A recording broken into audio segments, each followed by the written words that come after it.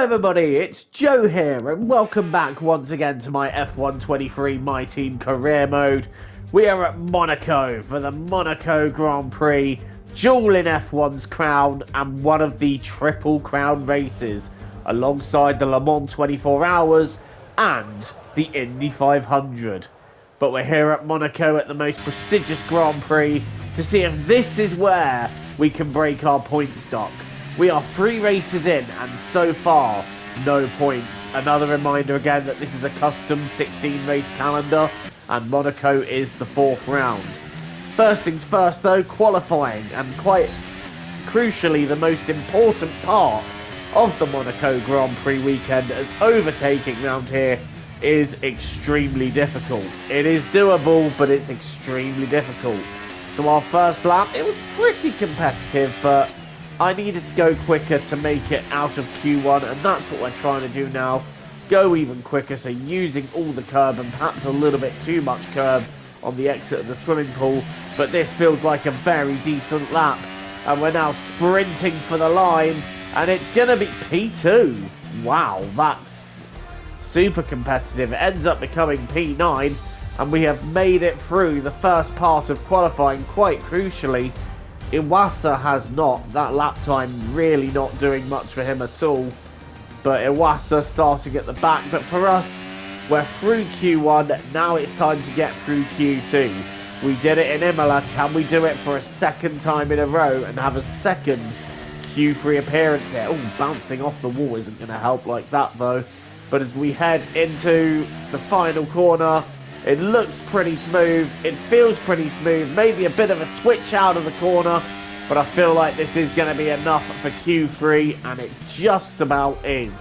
We end up in P10, and a tiny fraction ahead of Yuki Tsunoda. So now into the final part of qualifying. What can we do here? I find Monaco, the more laps I do of it, the more confidence I build with this circuit. It's a very, very tough one. But I feel like you get into a rhythm eventually and you just figure out what works for you. And speaking of working for us, this is a super competitive qualifying that we've just had. It is P8 for the Monaco Grand Prix. I could not be happier. We have 39 laps of a race ahead of us though. But I'm hoping that if we can just run a semi-decent pace, we should be able to keep enough cars behind us to make it into the points. Formula One returns to Monte Carlo once again today, home to the world-famous Monte Carlo Casino that first opened in 1863. And of course a certain road race first held in 1929. But there's no greater an occasion, no more valuable a win than the Monaco Grand Prix. We're on the French Riviera once more this weekend at the 2-mile-long Circuit de Monaco. The cars will climb around 40 metres up the hill, past the casino, and then descend towards the harbour through Sector 2. It's a very short run from pole position to the first of 19 corners, and don't expect to see much overtaking here today. It's time to take a look at our starting grid for today's race. George Russell will begin today's event in pole position, and Lewis Hamilton completes the front row. Looking down the rest of the grid, we have Verstappen, Leclerc, Sainz, Perez, Sparkles, Stroll, Fernando Alonso, Tsunoda, Ocon, Magnussen, Bottas, Joe, Gasly, Albon, Norris, Oscar Piastri, Hulkenberg, Sargent, De Vries, Sargent. Now it's almost time for lights out, so let's go down to the track. And it's an absolute pleasure to be joined once more by Anthony Davidson. Now, can I get your take on Max Verstappen? That was a great win in the last race, but can they keep that momentum going into this weekend? It's always nice to come into a Grand Prix weekend on a high, but your expectations are based much more on your practice and qualifying runs. So it's the momentum from those sessions that they'll be hoping to carry into the race today.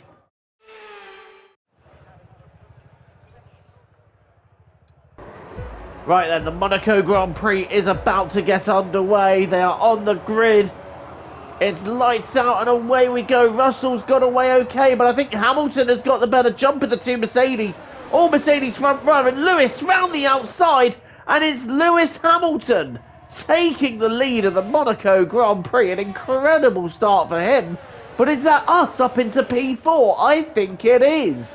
We will have a look at our POV at the start, and I'm hoping we should be able to bring back points here. All I need to do is not throw it in the wall for 39 laps.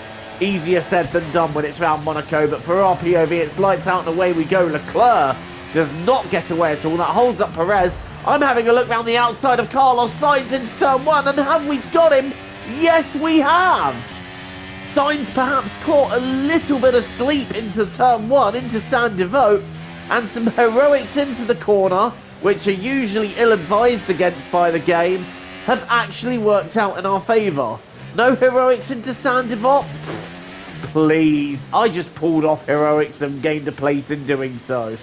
So right now we're right behind the front three, but they're going to start pulling away, and they are starting to pull away quite predictably. We've got the two Ferraris dancing about behind us, but obviously because of how hard it is to overtake round here, they're just a little bit stuck at the moment. Especially, it's got especially difficult to overtake with these new wider cars. They've made it all the more difficult to pass around Monaco, and the two Ferraris who are on board with Charles Leclerc right now, they're just a little bit stuck behind us at this stage. But I'm okay with this. If I can just keep doing my own race, doing my own pace for what I'm doing, we have a great chance of bringing back some points here. And a decent number of them, I should add. Right now we're hovering in P4. Carlos Sainz having a look into Raskas there. That's not going down. That's not going to happen there. And we now get to lap 18. Still no Ferrari making it past, but these tyres are done. They're so done, we've gone a little bit wide. Carlos Sainz going down the inside. He's now on my outside. I've clipped the inside wall and I've gone wide and deep into Carlos. He's lost a little chunk of his front wing, hitting something himself. I think it might have been the wall. And wow, that has not worked in Carlos Sainz's favour at all. I do apologise profusely for that one, but going around the outside of Casino Square is an unwise move at the best of times, and I just went in just a little bit too tight, and of course that is my front wing gone. Well, his front wing damaged. My front wing, I think, should be fine, although we lock up going into the chicane there, but Carlos Sainz losing time due to that damage, so he'll be in for a new wing for sure. And Charles Leclerc is all over me. My God, these tyres are absolutely finished. I literally have no turn-in grip or traction. Here's a replay now. Sainz round the outside. I then clip the inside wall, clip Sainz. He goes into the wall, and yes, a piece of his front wing breaks off, but he's able to hold on to the position until we make our stop, and I think Sainz having to double stack behind Leclerc, who gets in front of us.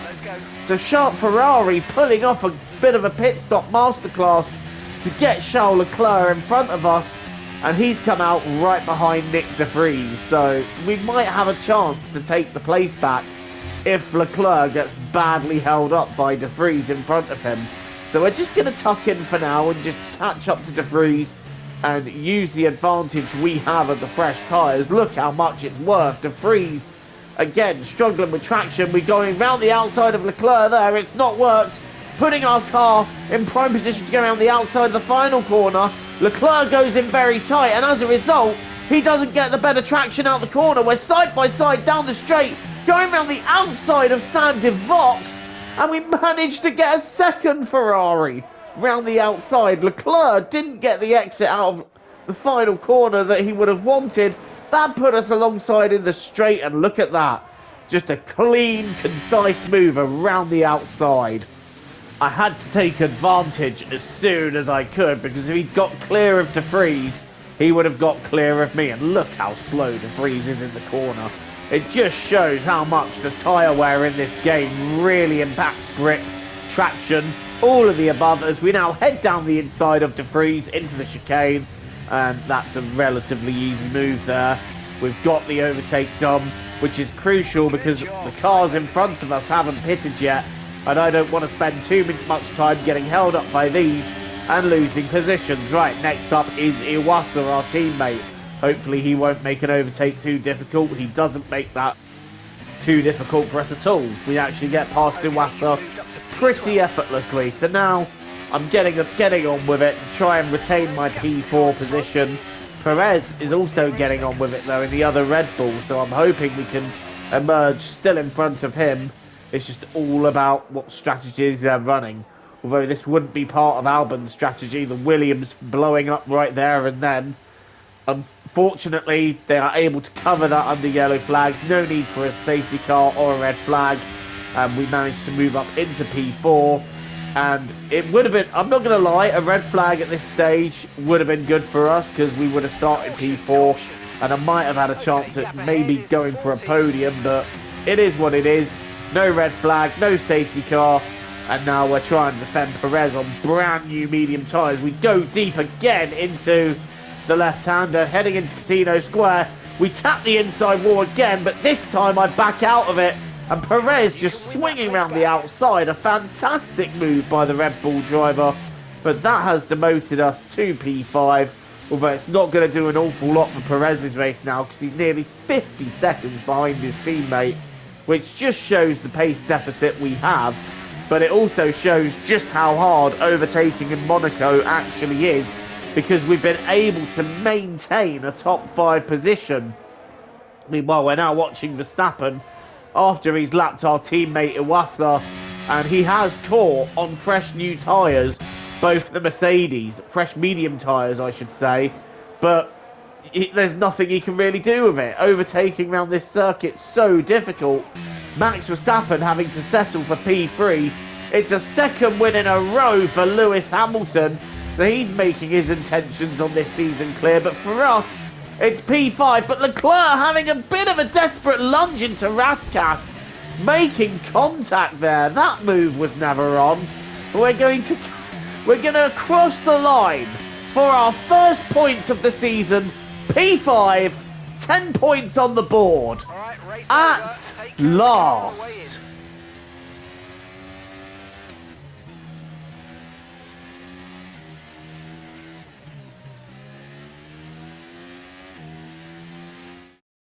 That's it then for another nail-biting Monaco Grand Prix. We were on the edge of our seats the whole time, but they've come through to take a stunning victory. Tell me, Ant, how do they manage to achieve this win?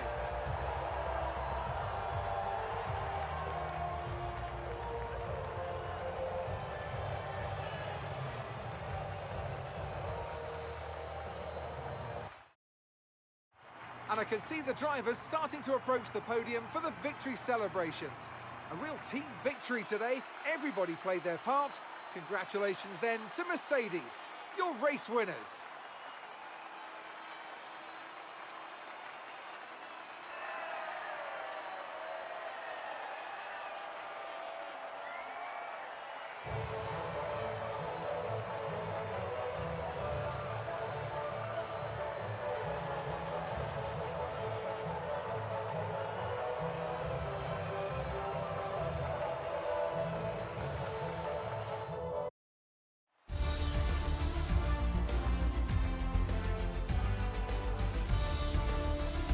Now let's take a look at it's a superb win for Lewis Hamilton then, and Mercedes grabbing an awesome 1-2 for them. Max Verstappen having to settle for third in the end, but still a decent result for him. Perez in fourth, and then look at that. We round out the top 5, albeit over a minute off the lead. Then it's Leclerc and Alonso 6 and 7. Magnussen having a very strong race for Haas in 8th. Stroll 9th and Carlos Sainz rounding out the top 10. Wow, what a race that was. And the front guys were so quick, they lapped everyone up to Bottas in 11th. So Bottas, the only driver outside the top 10 that didn't lose a lap. But that's just Monaco. If you're able to keep a reasonable pace and you don't make mistakes, you can get a good result. And that is exactly what we've done here. We've got points on the board. We have a peg in the ground now to start building momentum. And that's what it's all about. After 4 races then, we have scored our first points of the season. And now we're looking to start scoring more. Let's keep this going. The next Grand Prix will be the Spanish Grand Prix, so I'm hoping again we can get some points from there. But there's your championship standings. Lewis Hamilton just 2 points off the lead. And in the Constructors, we place ourselves nicely in 6th now. Red Bull still leading the way with a little bit of a gap to Mercedes. Then it's Ferrari, Aston Martin, Alpine, us, McLaren, Haas, AlphaTauri and Williams, with just Alfa Romeo left to score. Thank you for watching, guys. Don't forget to leave a like and hit subscribe button if you want to see more content from me. And I'm going to leave you with this replay of what happened on the last lap. This is Charles Leclerc just making a bit of a desperate lunge at Mascat, and it just didn't work out for him. But until the next time, guys, TTFN, ta-ta for now.